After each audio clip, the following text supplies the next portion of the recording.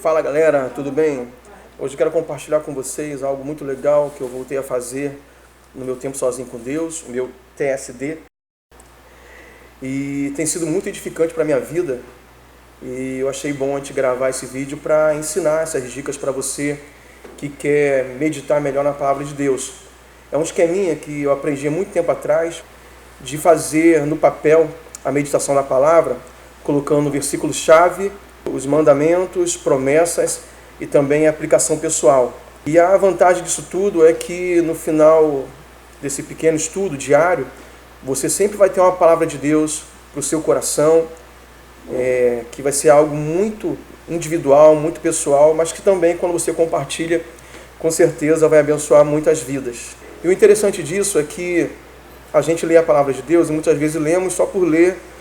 E às vezes, não sei se já aconteceu contigo, mas comigo já aconteceu várias vezes, eu termino de ler a Bíblia e às vezes nem sei o que eu li, sei nem a referência, não lembro do texto, eu li só por ler. Enquanto que a própria palavra de Deus diz que nós devemos meditar na palavra. Lá no Salmo 1, o salmista escreve que nós devemos meditar na lei do Senhor de dia e de noite. Quando Deus fala para Josué também sobre como ele vai ser próspero na jornada de conduzir o povo para a terra prometida, ali quando Deus dá aquela palavra de motivação para Josué, o Senhor fala para ele meditar também na lei do Senhor dia e noite. Então a ordem bíblica não é apenas ler a Bíblia, mas meditar na palavra de Deus. Alguns autores dizem que essa meditação é como o ato de ruminar, se alimentar, ruminando a palavra. O processo de ruminação é um processo muito exaustivo ali, de mastigar, engolir, aí depois volta de novo para a mastigação, engole. Os ruminadores fazem assim e ajudam muito no processo digestivo. Então, para a gente digerir bem a palavra no nosso coração e guardar a meditação é muito importante. E esse esqueminha que eu vou ensinar para você vai te ajudar nisso, eu tenho certeza. Então, pessoal, eu quero mostrar para vocês aqui a minha reflexão nesse esquema que eu estou ensinando para vocês do dia 30 de maio, onde fizemos no capítulo 18 de Mateus. O primeiro tópico é o versículo-chave. O que é o versículo-chave?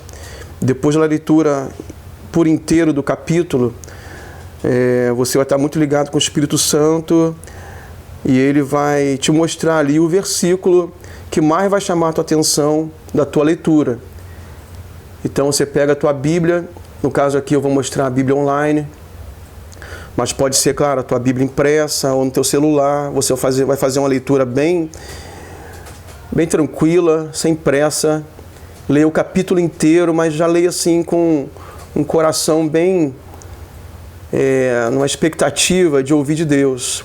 Então, depois de eu ler todo o capítulo 18 de Mateus, como você está vendo aqui, o que mais me chamou a atenção foi o versículo 14, que eu separei.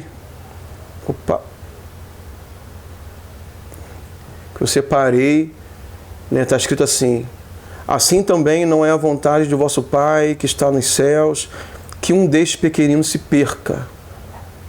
Aqui, foi o que eu coloquei, versículo-chave, versículo 14.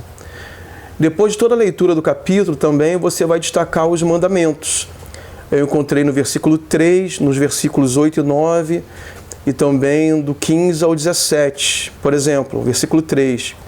E disse: em verdade vos digo, que se não vos converterdes e não fizerdes como meninos, de modo algum entrareis no reino dos céus. Então aqui tem um mandamento implícito.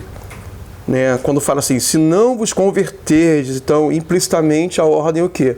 Se converter, como se fosse menino, como se fosse uma criança. No versículo 8, outro exemplo aqui: portanto, se a tua mão ou o teu pé te escandalizar, corta-o, atira-o. Então aqui tem mandamentos. É claro que o entendimento do contexto não é uma ordem literal. Jesus está falando sobre você ser radical contra o pecado e não cortar o pé ou a mão e lançar longe de ti, porque de fato Deus não quer que ninguém fique se mutilando fisicamente por aí, mas mutila aí a sua carne contra o pecado para você não viver em pecado. Ok? No 15, 16, 17 também tem mandamentos. Por exemplo, ora, se teu irmão pecar contra ti, vai Aqui o verbo no imperativo, vai e repreende-o entre ti. Então tem mandamentos aqui. E por último, no versículo 22, também é um mandamento implícito, que está escrito, Jesus lhe disse, não te digo que até 7, mas até 70 vezes 7. Então Jesus está dando um mandamento sobre o perdão. O terceiro tópico, após o mandamento, são as promessas. Você vai ali identificar as promessas de Deus no texto, no capítulo que você leu. Um exemplo aqui, versículo 4. Portanto, aquele que se tornar humilde como este menino, esse é o maior no reino de Deus. Qual é a promessa? Ser maior no reino dos céus, né? Então, toda promessa é precedida por um mandamento. Aquele que se tornar humilde como esse menino é o maior no reino dos céus. No versículo 11 tem mais uma promessa, escrita assim, porque o Filho do Homem veio salvar o que se tinha perdido. Nos versículos 18 a 20 está escrito assim, em verdade vos digo que que tudo que ligardes na terra será ligado no céu, e tudo que desligardes na terra será desligado no céu.